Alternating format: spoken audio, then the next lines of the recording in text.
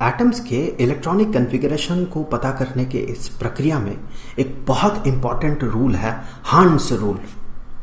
देखिए, इससे पहले हमने अफबाउ प्रिंसिपल में क्या देखा था कि ग्राउंड स्टेट में, किसी भी एटम के ग्राउंड स्टेट में सबसे पहले इलेक्ट्रॉन सबसे कम एनर्जी वाले ऑर्बिटल को फिल करता है, फिर उससे ज्यादा एनर्जी वाले ऑर्बिटल को, और फिर उससे भी ज्यादा एनर्जी वाले ऑर्बिटल्स को फिल करता है। यह हमने अफबाउ प्रिंसिपल में देखा था। उसके बाद हमने पाउली एक्सक्लूजन प्रिंसिपल पढ़ा था। वहां पर हमने देखा था कि एक ऑर्बिटल में मैक्सिमम 2 इलेक्ट्रॉन्स हो सकते हैं। तो इसका मतलब कि ये जो 1s ऑर्बिटल है, यहां तो एक ही ऑर्बिटल है तो 2 इलेक्ट्रॉन यहां पर हो सकते हैं मैक्सिमम। 2s ऑर्बिटल में मैक्सिमम 2 इलेक्ट्रॉन हो सकते हैं।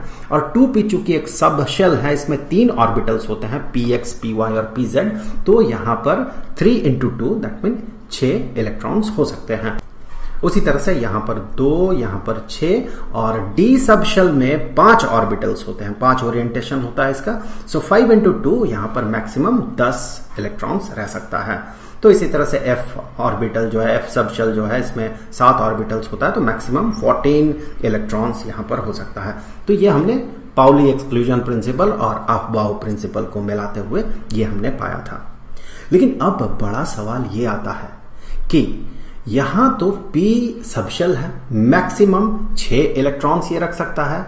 लेकिन मान ले कि एक ऐसा एटम है जिसका कॉन्फ़िगरेशन कुछ ऐसा है कि 1s में 2, 2s में 2 और 2p में भी 2 इलेक्ट्रॉन्स। तो ये 2 इलेक्ट्रॉन्स क्या एक ही ऑर्बिटल में रहेगा या फिर 2 अलग अलग ऑर्बिटल्स में रहेंगे? यहीं पर आता है हार्न्स रूल ऑफ मैक्सिमम मल्टीप्लिसिटी। चलिए देखते हैं ये रूल हमें बताता क्या है। इस बार हम ऑर्बिटल्स को हम रेक्टेंगल से रिप्रेजेंट करेंगे। चलिए, ये एक ऑर्बिटल, ये 1s ऑर्बिटल को रिप्रेजेंट कर रहा है, ये 2s ऑर्बिटल को रिप्रेजेंट कर रहा है, और ये 2p माफ कीजिएगा 2p सब शेल को रिप्रेजेंट कर रहा है। 2p सब शेल में 3 ऑर्बिटल्स होते हैं, तो 3 ऐसे रेक्टेंगल्स जो कि रिप्रेजेंट कर रहा है 2p को। अब देखिए, जो 2 इलेक्ट्रॉन मैक्सिमम हो सकता है किसी भी ऑर्बिटल में, यहां पर जो 2 इलेक्ट्रॉन हो सकते हैं, उन दोनों का जो स्पिन होगा, स्पिन क्वांटम नंबर, वो अलग अलग होना चाहिए। एक ही ऑर्बिटल में सेम स्पिन क्वांटम नंबर के 2 इलेक्ट्रॉन्स नहीं हो सकते हैं। तो अगर एक ऑर्बिटल में 2 इलेक्ट्रॉन्स होंगे तो दोनों का स्पिन अलग अलग होना चाहिए। अब इस स्पिन को, 2 अलग अलग स्पिन्स को, एक पॉजिटिव हाफ स्पिन और एक नेगेटिव हाफ स्पिन, इन्हें हम कुछ ऐसे रिप्रेजेंट करते हैं। एक में हम ऊपर की तरफ एरो लगाते हैं और दूसरे में हम नीचे की तरफ एरो लगाते हैं। तो ये एक तरह का स्पिन हो गया, ये दूसरे तरह का स्पिन हो गया। तो इसी तरह से एरो से ही हम अब इलेक्ट्रॉन्स को रिप्रेजेंट करेंगे। फॉर एग्जाम्पल, सबसे पहले चलिए एग्जाम्पल कंसिडर कर लेते हैं हाइड्रोजन में एक इलेक्ट्रॉन होता है, इसका एटॉमिक नंबर 1 होता है। तो वो एक इलेक्ट्रॉन ऑब्वियसली ग्राउंड स्टेट में जब हाइड्रोजन होगा तो ये 1s ऑर्बिटल में आएगा। तो एक इलेक्ट्रॉन 1s ऑर्बिटल में आया। अब हीलियम की बात करें तो हीलियम में 2 इलेक्ट्रॉन्स होंगे और दोनों का दोनों इलेक्ट्रॉन जो है 1s ऑर्बिटल में आएगा।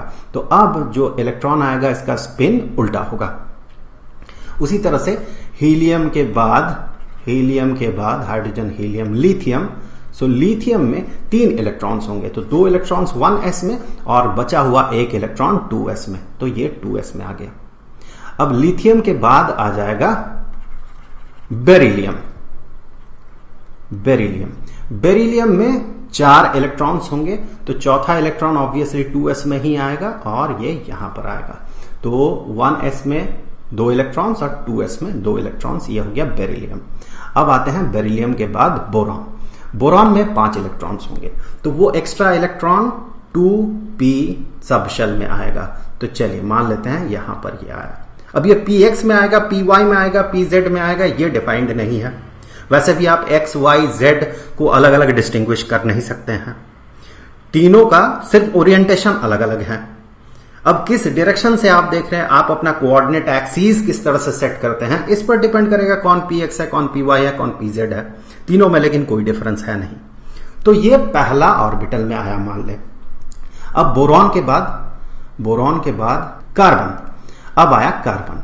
कार्बन में होंगे 6 इलेक्ट्रॉन्स, तो ये जो छठा इलेक्ट्रॉन होगा ऑब्वियसली पी में ही आएगा, तो यहां पर छठा इलेक्ट्रॉन पी में आया, तो 2p सब शेल में 2 इलेक्ट्रॉन्स होंगे। अब ये जो दूसरा वाला इलेक्ट्रॉन यहां पर आएगा, ये अब वापस इसी ऑर्बिटल में नहीं आएगा। ये ध्यान देने वाली बात है, इसे हम पेयरिंग कहते हैं। देखिए px, py और pz का एनर्जी लेवल बिल्कुल सेम होता है, इन्हें डीजेनरेट्स कहा जाता है। तो चूंकि इनका एनर्जी लेवल बिल्कुल सेम होता है, एग्जैक्टली सेम होता है, इसीलिए अब ये जो है ये इलेक्ट्रॉन अब दूसरे वाले ऑर्बिटल में आएगा, सिमेट्री बनाने की कोशिश करेगा। ये देखिए p ऑर्बिटल को अगर हम ड्रॉ करते हैं, let us draw p orbitals को ड्रॉ करेंगे हम, तो 3 p ऑर्बिटल्स, लेट से ये पहला p ऑर्बिटल y एक्सिस के अलोंग, ये p ऑर्बिटल, और x एक्सिस के अलोंग ये हो गया p ऑर्बिटल, और z एक्सिस के अलोंग ये हो गया p ऑर्बिटल। तो यहां पर सिमेट्री एक्वायर करने के लिए अगर एक इलेक्ट्रॉन ऑलरेडी यहां पर आ चुका है, लेट्स से कि एक इलेक्ट्रॉन जो है ये यहां पर आ चुका है, लेट्स से px में ये आ चुका है, तो ये px में एग्जिस्ट करेगा, px ऑर्बिटल में ये इलेक्ट्रॉन रहेगा।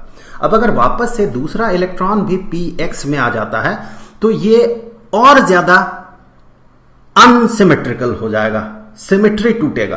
तो सिमेट्री कब बन सकता है? जब px ऑर्बिटल में, py ऑर्बिटल में और pz ऑर्बिटल में एक एक इलेक्ट्रॉन्स रहे, तो अब ये बिल्कुल सिमेट्रिकल हो जाएगा। तीनों का तीनों एक्सिस के डायरेक्शन में एक एक इलेक्ट्रॉन रहेगा, मतलब उस डायरेक्शन में जो ऑर्बिटल्स हैं उनमें एक एक इलेक्ट्रॉन रहेगा, तो ये ज्यादा सिमेट्रिकल होगा। तो अब सिमेट्री बनाने के लिए एक ही ऑर्बिटल में अब दूसरा वाला इलेक्ट्रॉन नहीं आएगा, बल्कि अब अगले ऑर्बिटल में अगला वाला इलेक्ट्रॉन आएगा। तो ये तो हो गया कार्बन। कार्बन के बाद आता है नाइट्रोजन। सो अब आया नाइट्रोजन। नाइट्रोजन में कितना होगा? नाइट्रोजन में 7 इलेक्ट्रॉन्स होंगे। अब ध्यान दें कि ये जो 7वां इलेक्ट्रॉन जो है, अब लास्ट वाला इलेक्ट्रॉन जो है, ये ऑब्वियसली सिमेट्री बनाने की कोशिश में ये यहां पर आएगा, इस ऑर्बिटल में आएगा। अब देखिए सिमेट्री बन गया, सिमेट्री बन गया। तीनों जो px ऑर्बिटल है, तीनों को एक एक इलेक्ट्रॉन मिला। अब जो अगला वाला इलेक्ट्रॉन होगा, ऑक्सीजन का केस कंसीडर कर लेते हैं। अगला एलिमेंट कौन? ऑक्सीजन। ऑक्सीजन में 8 इलेक्ट्रॉन्स होंगे। अब जो ये 8वां इलेक्ट्रॉन होगा, अब ये पेयर बनाना शुरू करेगा। अब यहां पर पेयरिंग होगा, p में ही आएगा, ऑब्वियसली p सब शेल में ही आएगा ये। अब यहां पर पेयरिंग शुरू होगा। अब ऑक्सीजन के बाद आएगा फ्लोरीन। सो फ्लोरीन, इसमें अब जो अगला इलेक्ट्रॉन है फ्लोरीन, ऑब्वियसली 9 होगा इसका एटॉमिक नंबर। सो अगला जो इलेक्ट्रॉन होगा वो यहां पर आएगा। और फिर फ्लोरीन के बाद आएगा नियॉन, 10 इलेक्ट्रॉन्स। सो ये 10वां जो इलेक्ट्रॉन है वो अब यहां पर आएगा। तो यहां पर हमने क्या देखा कि पेयरिंग तभी शुरू हो सकता है जब हर एक डीजेनरेट को एक एक इलेक्ट्रॉन मिल जाए। जब तक एक एक इलेक्ट्रॉन हर डीजेनरेट को न मिले तब तक पेयरिंग नहीं हो सकता है। ऐसा नहीं हो सकता है कि 2p जो सब शेल है, ऐसे 2p सब शेल में लेट से कोई भी p सब शेल है, मान ले, चलिए 2p ही क्यों, कोई भी p सब शेल। अब इस p सब शेल में मान ले कि 4 इलेक्ट्रॉन्स आना है, तो 4 इलेक्ट्रॉन्स आना है, तो पहला इलेक्ट्रॉन यहां, दूसरा यहां, तीसरा यहां, चौथा यहां पर। अब मान ले कि 2 इलेक्ट्रॉन आना है यहां पर, तो 2 इलेक्ट्रॉन ऐसे नहीं आ सकते हैं, दूसरा इलेक्ट्रॉन जो है वो यहां पर आएगा। 5 इलेक्ट्रॉन आना है, तो पहला इलेक्ट्रॉन यहां पर, दूसरा यहां पर, तीसरा यहां पर, चौथा यहां पर, 5वां यहां पर। 6 इलेक्ट्रॉन आना है, तो ऑब्वियसली ये पूरी तरह से फिल्ड अप हो जाएगा। यहां पर एक और चीज आपके लिए जानना बहुत जरूरी है कि कोई भी सब शेल हो, कोई भी सब शेल, अगर वो हाफ फिल्ड होता है या फुल्ली फिल्ड होता है तो ये बहुत ज्यादा स्टेबल होता है। हाफ फिल्ड या फुल्ली फिल्ड जो है ये बहुत ज्यादा स्टेबल होता है। एग्जाम्पल पी ऑर्बिटल का ही ले लेते हैं। सो पी सबशेल में 3 ऑर्बिटल्स। तो अगर ये हाफ फिल्ड होगा या फिर फुल्ली फिल्ड होगा, सो हाफ फिल्ड कैसा सिचुएशन होगा, ये आधा भरा हुआ रहेगा, हर एक ऑर्बिटल को एक एक इलेक्ट्रॉन मिला हुआ रहेगा। तो ऐसा अगर हो, या फिर ये फुल्ली फिल्ड हो, पूरी तरह से फील्ड हो, पूरी तरह से भरा हुआ हो, तो ये हाफ फिल्ड है, ये फुल फिल्ड है, फुल्ली फिल्ड है। सो ये है हाफ फिल्ड, आधा भरा हुआ, और ये है फुल्ली फिल्ड, दोनों ही केस में ये जो सब शेल होता है ये बहुत ज्यादा स्टेबल होता है। आप गौर करें स्टेबल होने के पीछे कारण क्या है। आप यहां पर गौर करें कि यहां पर और यहां पर इन दोनों ही केस में सिमेट्री अचीव हुआ है, मतलब हर एक ऑर्बिटल के पास बराबर इलेक्ट्रॉन्स हैं। मैं डिजेनरेट्स की बात कर रहा हूं, आप यहां इसके साथ इसे कंपेयर ना करें। जब 2p की बात हो रही है तो 2p के ही ऑर्बिटल्स को कंसीडर करें, क्योंकि इन तीनों को डिजेनरेट्स कहा जाता है, क्योंकि इन तीनों ऑर्बिटल्स का एनर्जी लेवल सेम होता है। तो सेम एनर्जी लेवल में सेम अमाउंट में इलेक्ट्रॉन है, इसका मतलब सिमेट्री बना हुआ है। इसीलिए हाफ फिल्ड और फुल्ली फिल्ड ऑर्बिटल्स जो है ये बहुत ज्यादा स्टेबल होता है, वेरी मच स्टेबल। ये दोनों वेरी मच स्टेबल। अब इस स्टेबिलिटी के कारण, ये जो बहुत ज्यादा स्टेबल होता है, इसके कारण हमें बहुत सारे एक्सेप्शंस दिखते हैं। जब इलेक्ट्रॉनिक कॉन्फ़िगरेशन हम बनाते हैं तो बहुत सारे एक्सेप्शंस आता है। हमने सिंपल रूल देखा यहां पर कि पहले 1s भरेगा, फिर 2s भरेगा, फिर 2p भरेगा, और 2p में भी सबसे पहले एक एक इलेक्ट्रॉन्स मिल जाएगा तीनों ऑर्बिटल्स को, फिर आगे पेयरिंग शुरू होगा। लेकिन ये जो स्टेबिलिटी है इसके कारण आता है एक्सेप्शन। किस तरह का एक्सेप्शन आता है? 2 एग्जाम्पल कंसीडर करते हैं। 2 एग्जाम्पल, सबसे पहले क्रोमियम का एग्जाम्पल। क्रोमियम के लिए जो एटॉमिक नंबर होता है 24 होता है, और दूसरा कॉपर का एग्जाम्पल लेंगे हम। कॉपर के लिए 29 होता है एटॉमिक नंबर। अब इनके केस में देखिए क्या होगा, 24 एंड 29। सो 24 के लिए देखिए, 24 के लिए आप गौर करें, सबसे पहले 1s भरेगा, 2 इलेक्ट्रॉन्स होंगे, 2 और 2 4 हो गया यहां पर।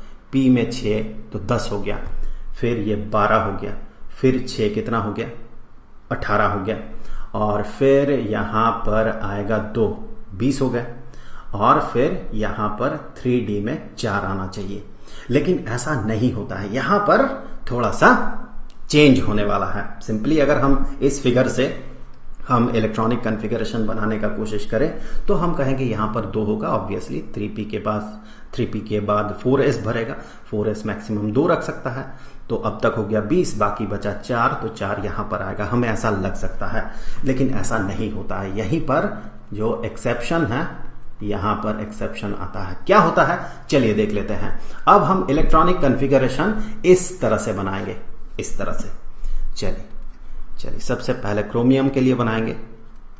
ये 1s हो गया, और ये हो गया 2s, और ये हो गया 2p,